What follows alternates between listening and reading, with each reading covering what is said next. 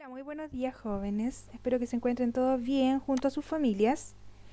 En la clase de hoy, que es nuestra clase virtual número 4, vamos a finalizar el primer objetivo que hemos visto estas clases para dar inicio a un segundo tema que tiene que ver con los procesos actuales de Latinoamérica.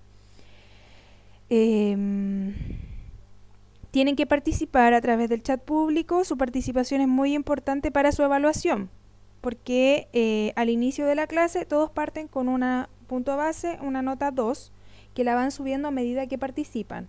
Al margen de si su participación fue equivocada o no, lo importante es que respondan, ¿ok?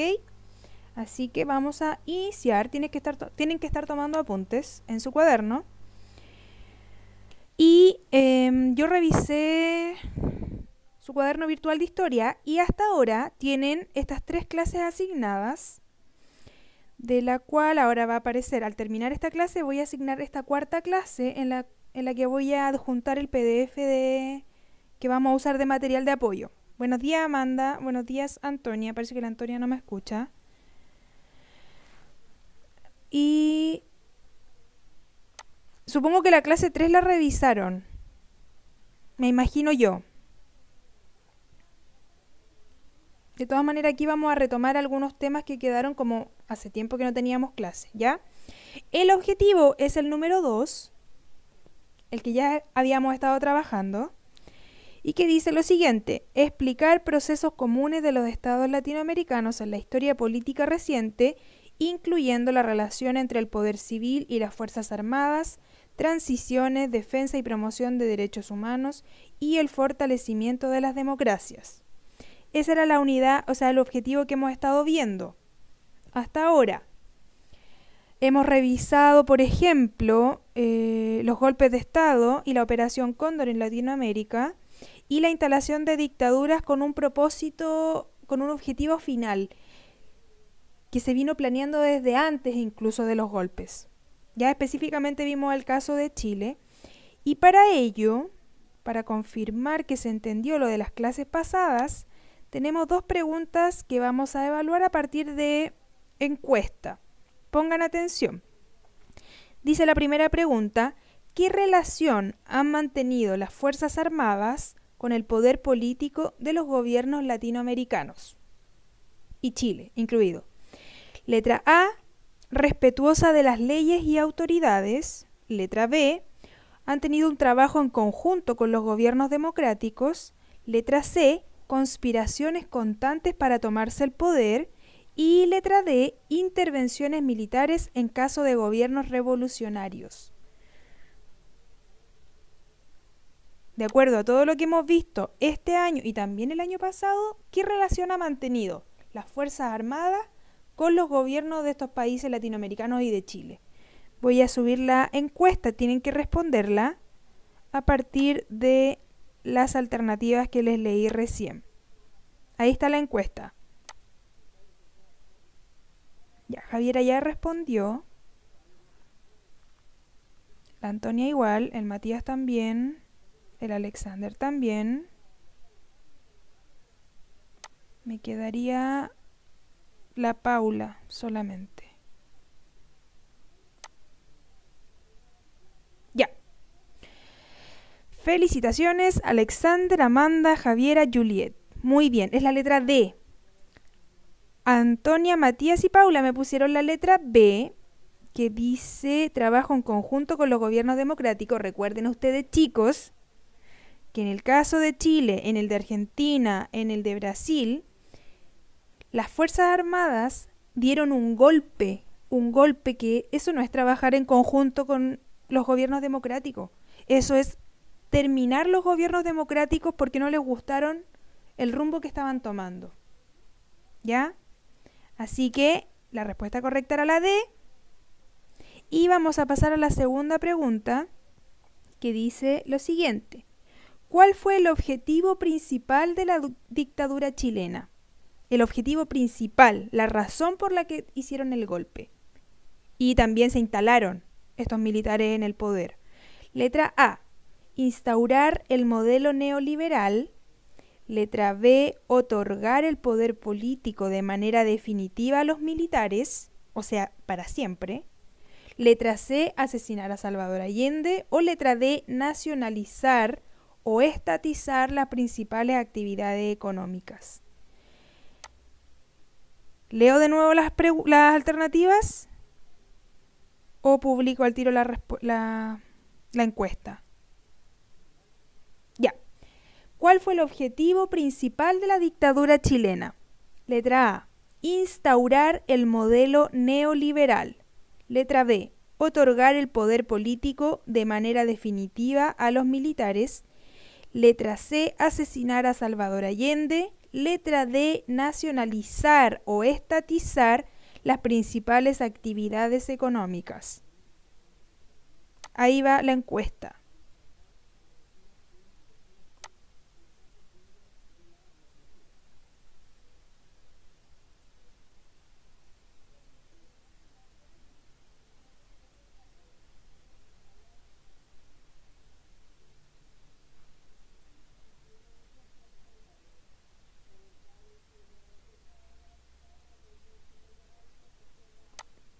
Ya, estamos listos con las respuestas. Felicitaciones a la Antonia, la Juliet y la Paula, que pusieron la letra A, instaurar el modelo neoliberal. Ese es el objetivo principal y de hecho, ese fue el plan preparado desde 1958 aproximadamente hasta el logro de estos golpes de Estado y el cambio de modelo. Amanda me puso la B, otorgar el poder político de manera definitiva a los militares, que podría considerarse correcta. Sin embargo, recuerde usted que la dictadura entrega el poder de manera voluntaria en un plebiscito. No digamos que lo hizo al tiro, se demoraron 17 años en entregarlo, pero lo entregaron. La idea no era quedarse a perpetuidad en el poder. Alexander me puso la C, asesinar a Salvador Allende era un detalle más dentro de este plan, ¿ya? Era un paso necesario, pero no el más importante. Y la Javi y el Matías pusieron la D, nacionalizar. Chicos, nacionalizar significa apropiarse de las empresas más importantes del país y convertirlas en nacionales, en parte del Estado, es decir, del Estado chileno. ¿Y qué es lo que hizo la dictadura? Todo lo contrario. Todo lo contrario. Salvador Allende había nacionalizado el cobre, había estatizado un montón de empresas chilenas, las había convertido en estatales y Pinochet y la dictadura militar les quitó esas empresas al Estado y las vendió, las convirtió en privadas. Entonces, en vez de nacionalizar las actividades económicas, las privatizaron, las volvieron privadas, las volvieron empresas. ¿Queda claro? Ahí tengo un comentario en el chat. Dice, yo tenía una duda existencial. Ah, ok, Javi. Ya, ¿pero se entiende ahora? ¿Sí? Ya, vamos a revisar en un ratito más si se recuerdan de las respuestas, ¿ya? Y lo vamos a poner de nuevo. Ya, dicho esto, primero que la relación que han mantenido las Fuerzas Armadas con los estados latinoamericanos ha sido bastante no respetuosa en general, sino que ha sido más de intervenciones. Tiene que quedar claro esto, chicos, así que lo que van a poner en su cuaderno, abajo del título que es la clase 4, van a poner ahí que la relación que ha mantenido las Fuerzas Armadas con los gobiernos ha sido de intervención cuando no les gusta el gobierno que está llevando políticas de reforma importante. No les ha gustado, ¿ya? Y de hecho, y la segunda cosa que tenían que agregar a partir de las preguntas que vimos recién es que el objetivo final de estas dictaduras va a ser instaurar el modelo neoliberal. ¿Ya? A pesar de que hemos mencionado lo que es el modelo neoliberal, lo vamos a profundizar un poquito más con un video que lo voy a compartir como enlace, pero van a copiar antes las preguntas. Ponga ahí en su cuaderno preguntas del video. Número 1. quiénes fueron los ideólogos del neoliberalismo. Pregunta número 1. ¿Quiénes fueron los ideólogos del neoliberalismo?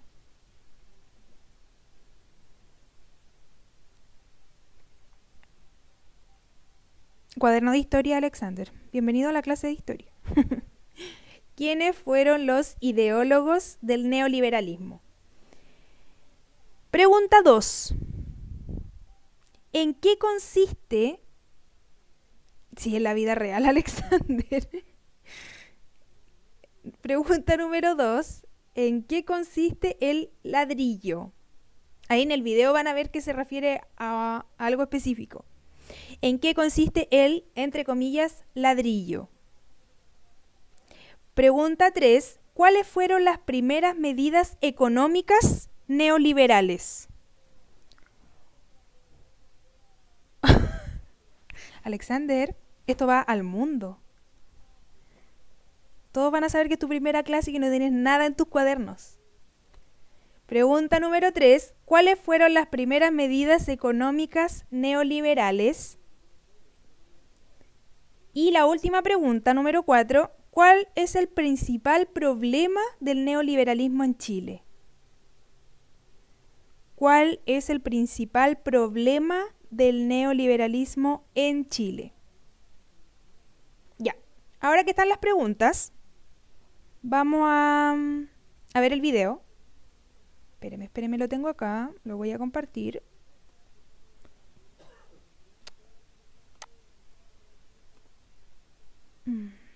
Ahí.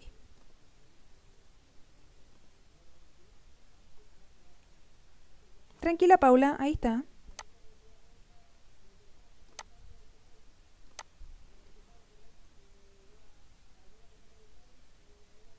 Ya, ahí va. No importa que no alcancen a copiar las preguntas, después del video igual las pueden ver. O sacar pantallazo, pues chicos. Ahí va. Ponga atención. You are now muted. Nosotros fuimos el laboratorio neoliberal del mundo. Las protestas por la desigualdad en Chile no son algo espontáneo. Si regresamos en la historia, encontraremos una dictadura, un grupo de economistas y hasta la CIA. Chile es considerado como el laboratorio neoliberal del mundo, porque durante la dictadura de Augusto Pinochet fue uno de los primeros países en el que se aplicaron las políticas económicas de Milton Friedman, gurú del neoliberalismo. Esto le ganó a Chile el título de milagro económico, pero no todos los chilenos están de acuerdo. Queremos que cambie este sistema capitalista, un sistema enfermo y que tiene a la gente agonizando. La clave de este experimento son los Chicago Boys, un grupo de estudiantes chilenos becados por el gobierno de Estados Unidos entre 1957 y 1970 para estudiar posgrados de economía en la Universidad de Chicago, la cuna del neoliberalismo. Ahí aprendieron del mismísimo Friedman.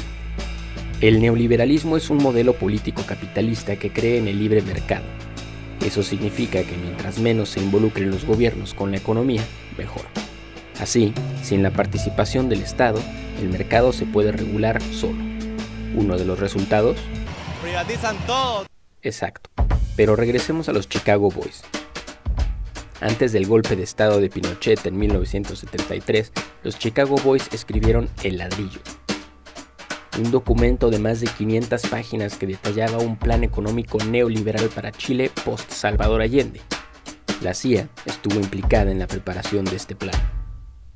Después del golpe de Estado, la Junta Militar usó el ladrillo como su guía económica, y los Chicago Boys participaron activamente en el gabinete de Pinochet. Ellos y sus alumnos siguen participando hasta hoy en la vida política y económica de Chile. Durante la dictadura, Pinochet aplicó con mano dura las políticas neoliberales, vendió las empresas del Estado y redujo drásticamente el gasto público. En solo un año y de golpe lo recortó un 27%. Esto generó mucho descontento. Como resultado, en 1974 la inflación casi llegó a un 600% y más de 1,5 millones de chilenos estaban desempleados. Y mientras la mayor parte de la población se iba empobreciendo, una pequeña élite y algunas empresas extranjeras se enriquecían. Yo creo que en Chile hay una noción muy clara de que este sistema económico se impuso por las armas durante la dictadura y que de otro modo no se habría podido imponer, porque era muy fuerte para la gente las consecuencias que tenía. Después de mucha represión e inflaciones, la economía logró estabilizarse hacia 1988. El costo, el 45% de la población había caído por debajo de los límites de la pobreza. Se dice que la economía de Chile ha crecido en un nivel macroeconómico. Eso significa que a las empresas les va bien, pero la gente no está viendo esta bonanza económica. Los Chicago Boys creen que el modelo neoliberal fue exitoso porque nos llevó a tener el Producto Interno Bruto más alto de América Latina. Y así llegamos al día de hoy.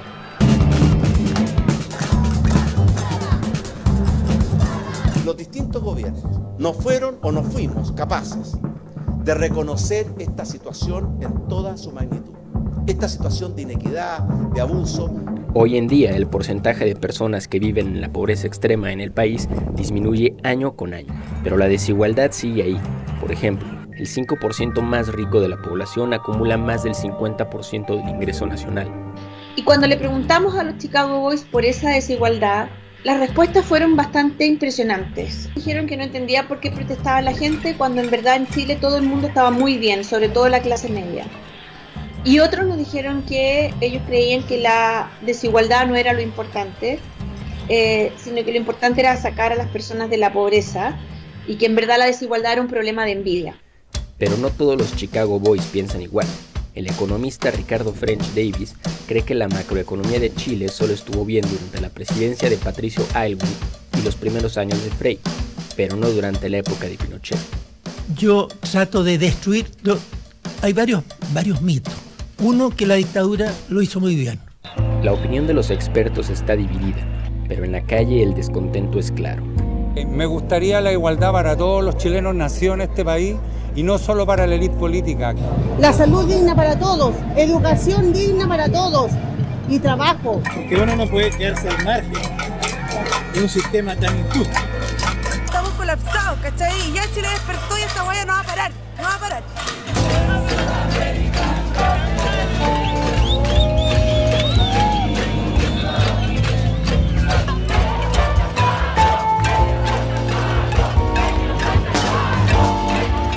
Si te quedaste con ganas de saber un poquito más, te recomiendo ver el documental de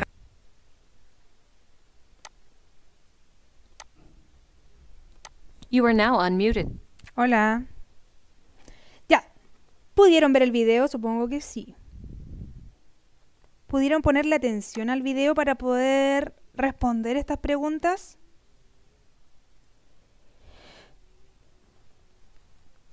Ya. Revisemos. Decía acá quiénes fueron los ideólogos del neoliberalismo. En el video se responsabiliza a un grupo de personas y a una persona en particular. Ya. Bien, Javi, los Chicago Boys, pero además al creador, al que fue profesor de los Chicago Boys en la Universidad de Chicago. Ya, es Milton Friedman. Voy a anotarlo acá. Milton Friedman. Ahí está. Milton Friedman, que es profesor de economía en la Universidad de Chicago, les enseñó a este grupo de jóvenes que eran de la Universidad Católica este experimento que no se había puesto en práctica en ninguna parte del mundo. Eran becados, exacto. Pero esta beca tenía una intención muy clara. No era que fueran los más brillantes, bueno, quizás sí, dependiendo, pero no era solo para lograr que ellos tuvieran un conocimiento mayor, sino que era un experimento para que ellos lo aplicaran en este país que estaba en plena gobierno de Salvador Allende y que no le gustaba al gobierno norteamericano ni a la CIA. Y por eso se beca a este grupo de estudiantes de economía para que lleguen de vuelta una vez hecho el golpe de Estado y colaboren a la dictadura para hacer este cambio económico. ¿Ya? Muy bien. ¿En qué consiste el ladrillo? Aparte de la Javi, el resto tiene que participar porque tienen un 2 hasta ahora. ¿En qué consistió el ladrillo? ¿Qué es lo que era? Antonia, Amanda, Alexander, pueden responder Juliet, Matías, Ambos Matías. Paula.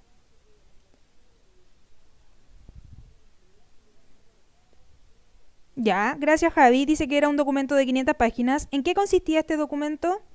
Matías Correa dice, un libro de 500 páginas de un sistema neoliberal para Chile. Bien, Matías. Muy bien. Lo siento, Paula. No importa, quedan preguntas. Bien, Mati. Era un documento en el cual se especificaba cómo aplicarlo. Ya, y de hecho, en este libro aparecían, le decía tal cual a Pinochet cuáles eran las medidas que tenía que tomar primero. Y en el video se mencionan, que es la pregunta número 3. Sí, Javi, porfa. ¿Cuáles fueron las primeras medidas económicas neoliberales? ¿Cuáles fueron estas? Eran 2 medidas que toma la dictadura.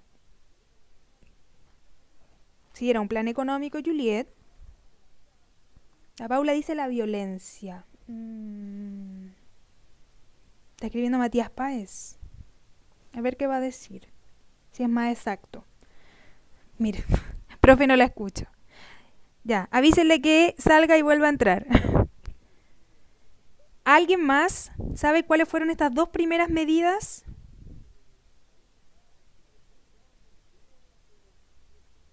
Amanda, Antonia.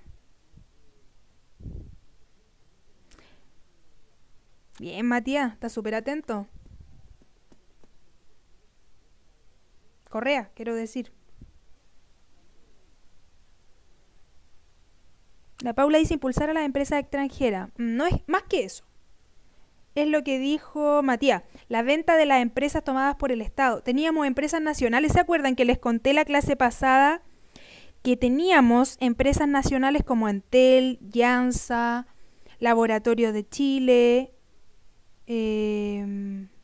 ¿Cuáles más? Habíamos visto algunas empresas nacionales.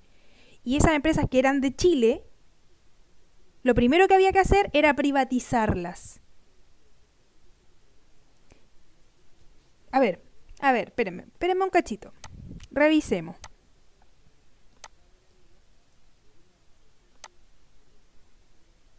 Era por acá. Así, sin la participación del Estado, el mercado se puede regular solo. Uno de los resultados... Privatizan todo. Exacto. Privatización. Pero regresemos a los Chicago Boys. Antes del golpe de estado de Pinochet en 1973, los Chicago Boys escribieron El Ladrillo, un documento de más de 500 páginas que detallaba usó el ladrillo como su guía económica. Por acá dice. Los Chicago Boys participaron activamente en el gabinete de Pinochet. Ellos y sus alumnos siguen participando hasta hoy en la vida política y económica de Chile. Durante la dictadura, Pinochet aplicó con mano dura las políticas neoliberales, vendió las empresas del Estado y redujo drásticamente el gasto público. Ahí está, ¿o no? Ahora sí, ¿qué me puede decir las 2 medidas que tomó Pinochet?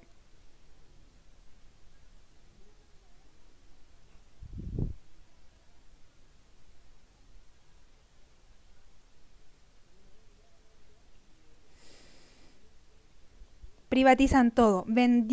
El Estado vendió las empresas nacionales. No solo las vendió, sino que las vendió a precio de huevo. ¿Ya? Las vendió. ¿Ya? ¿Y qué más? Ahí la Julieta había mencionado... No era tasa, Juliet. Era redujo el gasto público.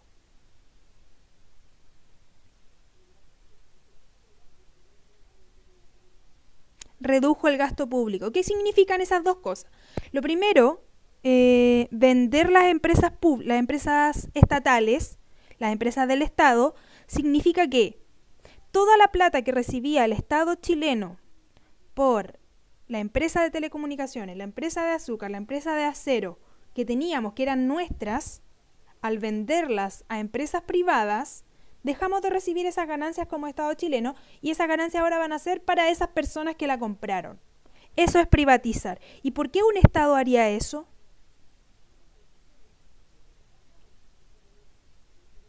¿Por qué un Estado vendería sus propias empresas?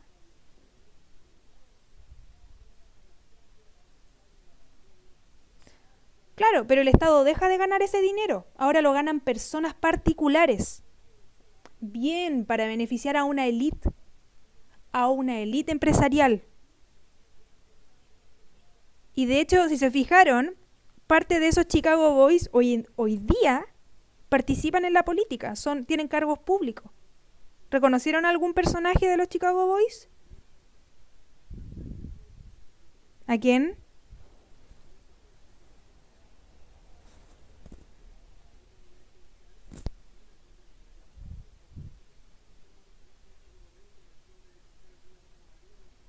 ¿No les pareció conocido a alguien que llega a aparecer panelista de los matinales? Bueno, sí, aparece Piñera. Y aparte de él, Lavín, bien Juliet. Lavín, es uno de ellos, pues. Y el ministro Fontaine, también, que aparece acá uno de pelito blanco, canoso. Ya, entonces tendríamos la respuesta de la 3. Ya vimos esas dos medidas. Les iba a decir que la segunda medida, que era reducir el gasto público, significa que el Estado, además de vender sus empresas nacionales, reduce el gasto público, es decir, deja de gastar tanto dinero en beneficios sociales. Eso es reducir el gasto público. Por ejemplo, si antes se gastaban 1.000 millones de pesos del Estado para la alimentación de los más pobres, en la dictadura eso se reduce a la mitad o menos.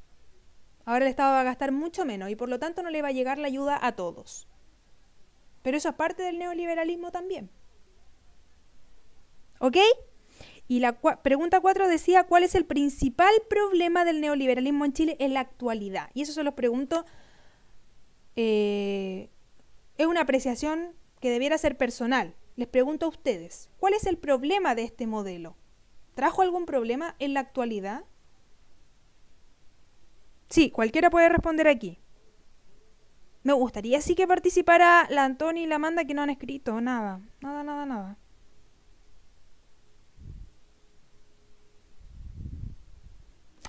De hecho, esta pregunta debieran responderla todos.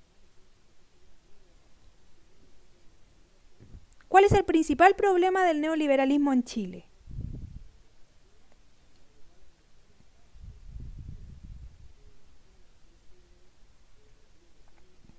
La Javi dice, arriba dije algo respecto a mi opinión. La Paula dice, la alta pobreza y clase media baja que hay. Ya, el Alexander, bien. Bien, solo voy a decir eso.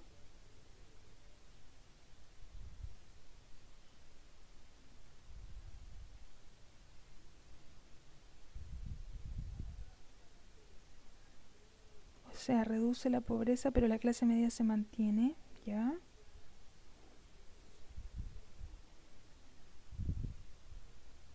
¿Ya? Hola, Antonia, bien.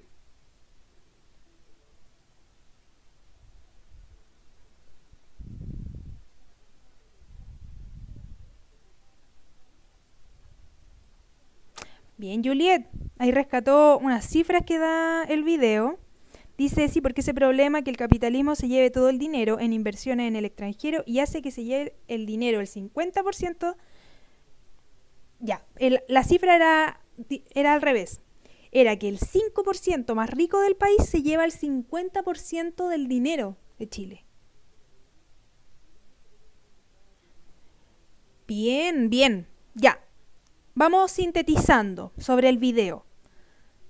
El principal problema del neoliberalismo en Chile, si bien hay pobreza, no es la pobreza específicamente, es la desigualdad, lo mencionó el Alexander, es la desigualdad, es la gran diferencia que hay entre los más ricos y los más pobres, y que no tiene que ver con causas naturales. No es que la gente que es muy pobre sea pobre por su culpa, ni es que los ricos muy ricos lo hayan logrado por sí solos.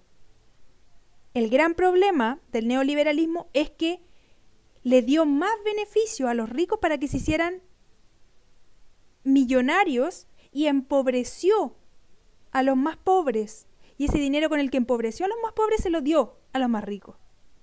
Ya, entonces, de hecho Chile es uno de los países más desiguales del mundo.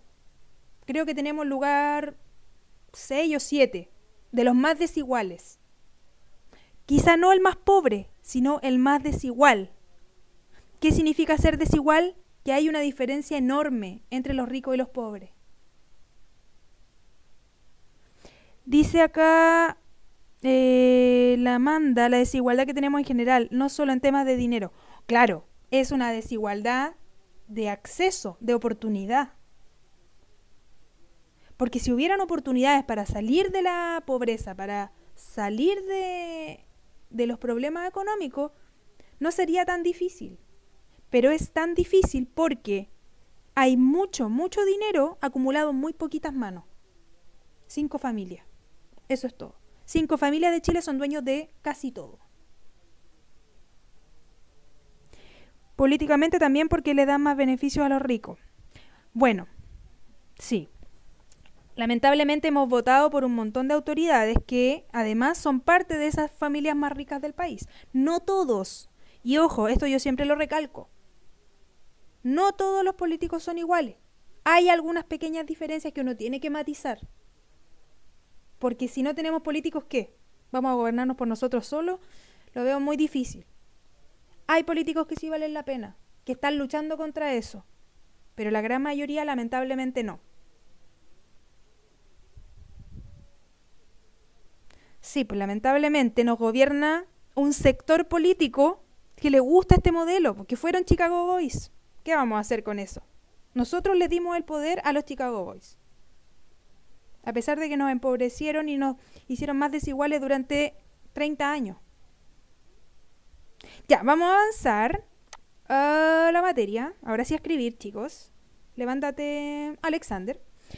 ¿Cómo se implementó el neoliberalismo en Chile y Latinoamérica? Esto lo habíamos visto, pero lo voy a retomar igual porque sé que se les olvida. Sí, escribir. Miren, tuvimos durante la dictadura privatizaciones. Es decir, vender lo que era del Estado, lo que era algo gratuito para nosotros, convertirlo en privado.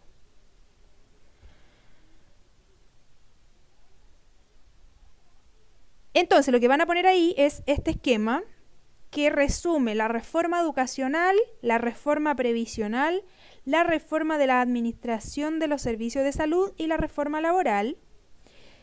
Que en el fondo, ¿qué significa esto? Todas estas reformas se impulsaron durante la dictadura, eran parte del ladrillo de este plan de los Chicago Boys. La reforma educacional, ¿qué es lo que hizo? Creó o entregó gran parte de los colegios que antes eran del Estado, los entregó a empresas o a particulares. O sea, se privatiza la educación. Privatiza la educación. Y así, por eso, existen un montón de colegios privados y subvencionados. ¿Ok? La reforma previsional, que esta tiene mucho que ver con los reclamos de hoy en día, es la que crea las AFP. ¿Saben lo que es eso? Crea las AFP.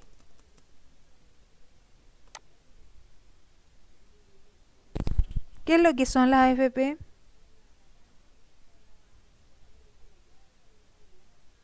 Ya, Juliet dice las administradoras de fondos de pensiones, bien. ¿Y en qué consisten? ¿Qué es lo que hace la AFP? ¿Se supone?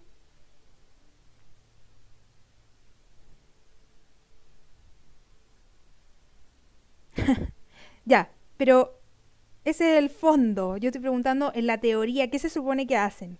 ¿Para qué son útiles?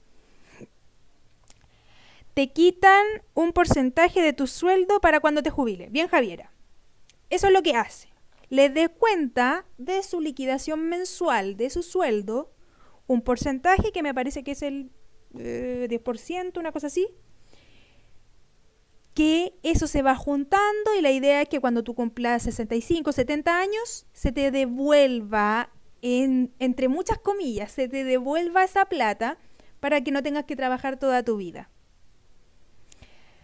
Ahora, ¿cuál es el problema de la AFP? El problema es que es un sistema privado. Es privado, no es público. Antes de la AFP, por ejemplo, Chile tenía un sistema de reparto que se llama, en el cual era el Estado el que juntaba la plata de cada trabajador.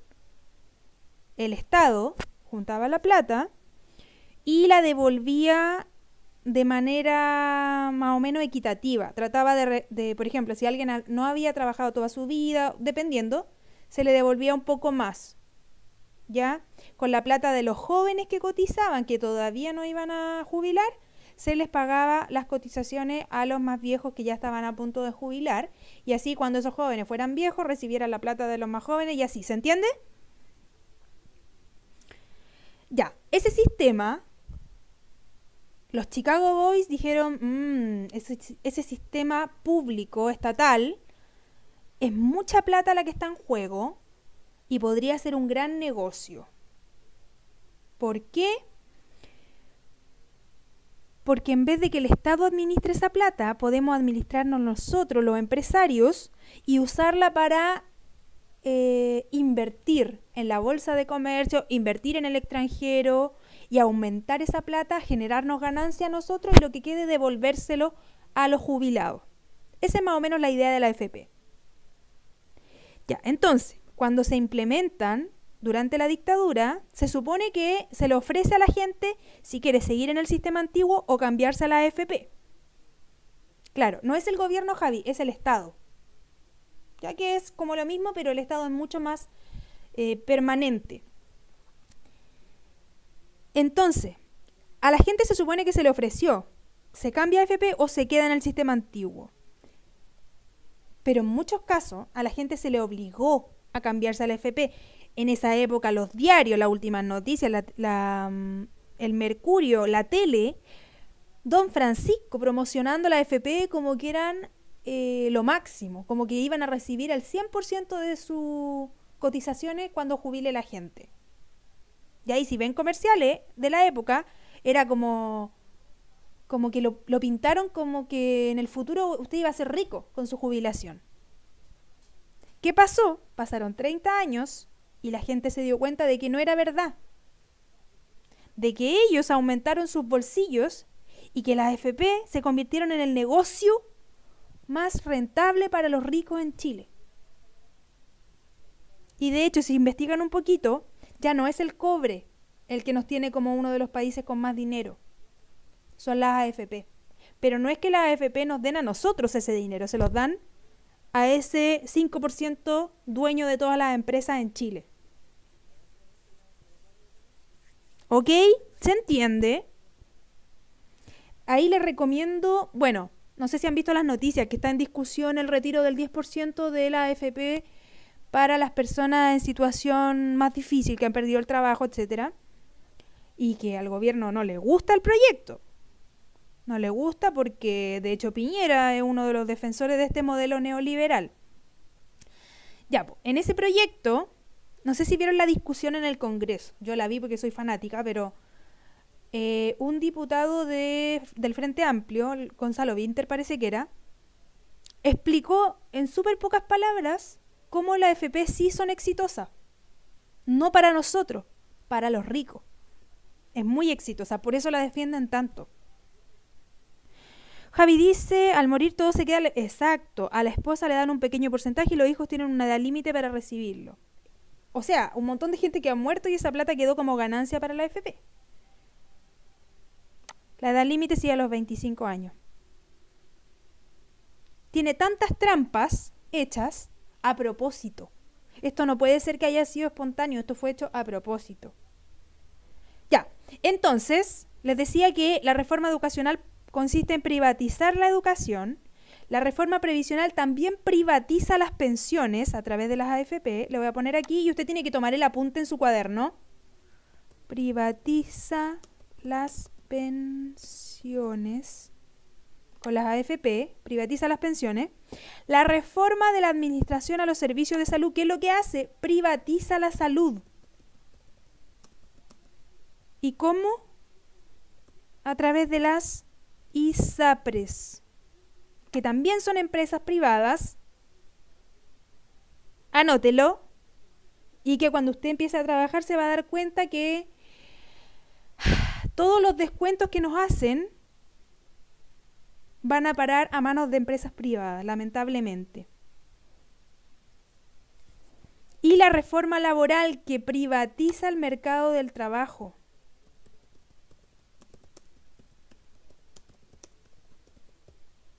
No sé si se nota ahí, del trabajo. Privatiza el mercado del trabajo, es decir, el Estado ya no se hace cargo de que todos tengan trabajo. ¿Ya? Antiguamente era un derecho garantizado, hoy en día no lo es. Entonces, si resumimos, ¿qué es lo que hizo la dictadura y cómo implementó el modelo neoliberal a través de privatizaciones? ¿Qué es lo que era privatizar? Mercado del trabajo, Paula.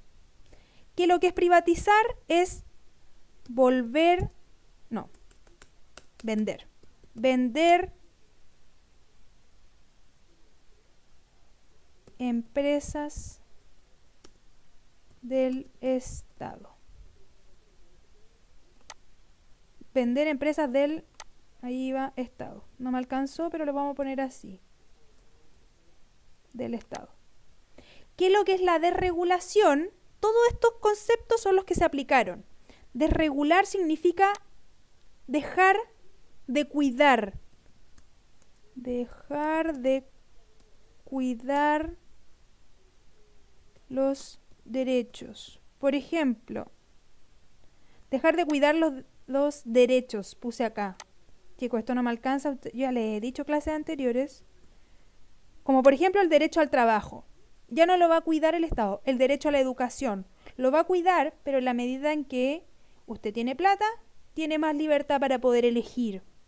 Liberalización. ¿Qué es lo que es liberalizar el mercado, la economía? Que el mercado se controla solo. En teoría. Se controla solo. Eso decía acá. Solo. ¿Y qué es lo que es un Estado subsidiario? Que es el que tenemos hoy en día. Esto es un poquito más largo. ¿Qué significa que tenemos un Estado subsidiario? Que con plata de todos los chilenos, porque el Estado es todos, se le paga a empresas para que den un servicio. Un Estado subsidiario, como las ferias me pregunta la Javi, no. Más específico. Por ejemplo, las carreteras. Desde la época de la dictadura, el Estado ya no construye las carreteras, las construyen las empresas, pero el Estado dice, ya, ¿quién quiere construir carretera? Y como que los empresarios, imagínenselo en una reunión. 6 empresarios y el Estado chileno, representado por el gobierno, les dice, ya, necesito que construyan esta carretera. Ya, y los empresarios dicen, ay, no sé, no me convence, no voy a tener muchas ganancias. Y el Estado le dice, pero si no, no te preocupes, yo te voy a ayudar, te voy a pasar plata para que empieces a construirlas. Eso es un subsidio que les da el Estado gratis a las empresas que tienen dinero para que ganen más dinero. Eso es lo que hace Chile. Les paga a los ricos para que hagan un servicio para toda la comunidad. Y el servicio que nos dan a nosotros tenemos que pagarlo también. Las concesiones. Bien, Juliet. Ese es un ejemplo. Bien, Paula. Y así como en las carreteras, en salud es lo mismo. El Estado les dice a las ISAPRE, a las clínicas, ya, yo les voy a pasar plata para que ustedes atiendan a las personas. Y además ganen plata cobrándole a esas personas también. Esos subsidios los da el Estado y son legales gracias a la Constitución de 1980. ¿Se dan cuenta que es el colmo del colmo pagarle a los empresarios para que nos den servicios que nos van a cobrar?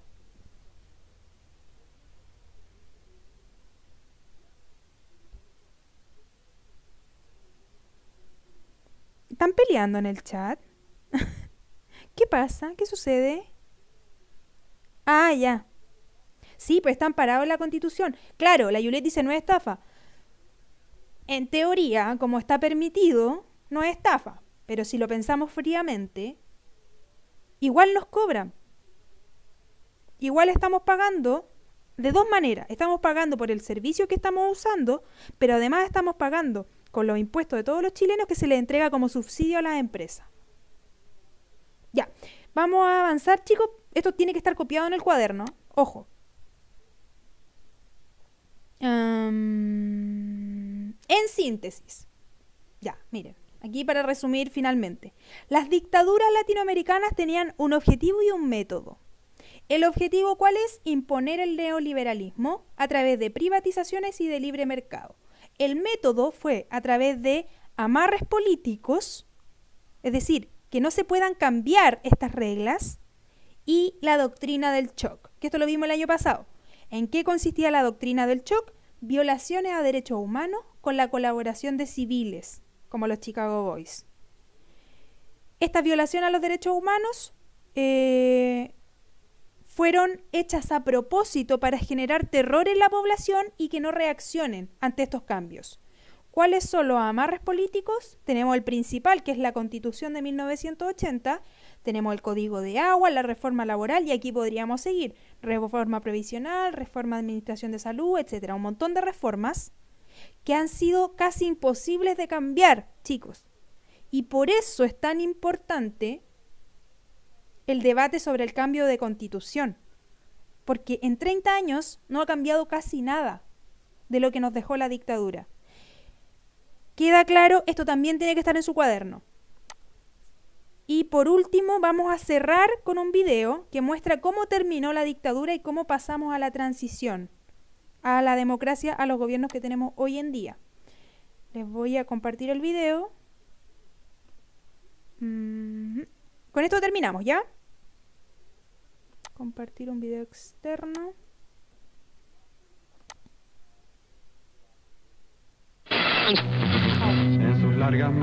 You are now muted. Cooperativa, la radio que une. El diario de Cooperativa inicia una edición extraordinaria, ininterrumpida. Las 6 de la mañana, 3 minutos en Chile. Principales informaciones. Un día que quedaría marcado en la historia de Chile. Era el 5 de octubre de 1988, la fecha del plebiscito convocado para determinar si Augusto Pinochet continuaba en el poder, o por el contrario, se sentenciaba en forma democrática el fin de la dictadura.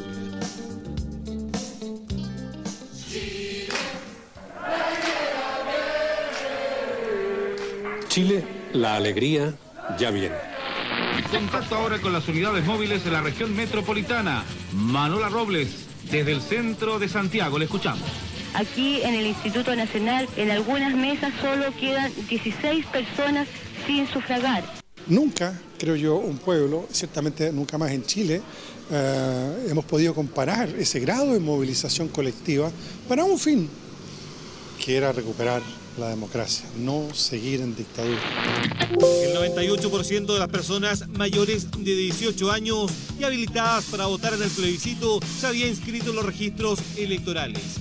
Y ese día la participación sería histórica. Casi 7,5 millones de chilenos tenían en sus manos el poder para decidir el futuro del país. Nosotros movilizamos 60.000 personas en las mesas, 2.500 personas en los equipos de recuento paralelo de los votos, sistemas de transmisión de la información desde los más de 1.000 recintos de votación, más de 22.000 mesas. Sí, perdón, sí.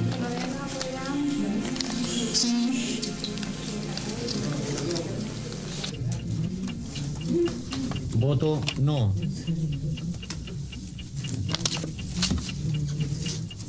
No. Para evitar un posible fraude, el comando del no había diseñado un completo sistema de cómputos que funcionaba en forma paralela al oficial, que dependía del Ministerio del Interior. Un 57.36% para el sí, un 40.54% para el no. Primer cómputo oficial que encendió las alarmas en el comando del no. Se tomó entonces la determinación de salir a entregar públicamente el resultado parcial, que era muy diferente. Si había una eventual interrupción por fraude, que se supiera de inmediato. Ese era nuestro razonamiento. Por suerte todo funcionó bien, aunque sabemos que hubo unas 4 o 5 horas en donde el dictador Pinochet intentó desconocer el resultado del plebiscito.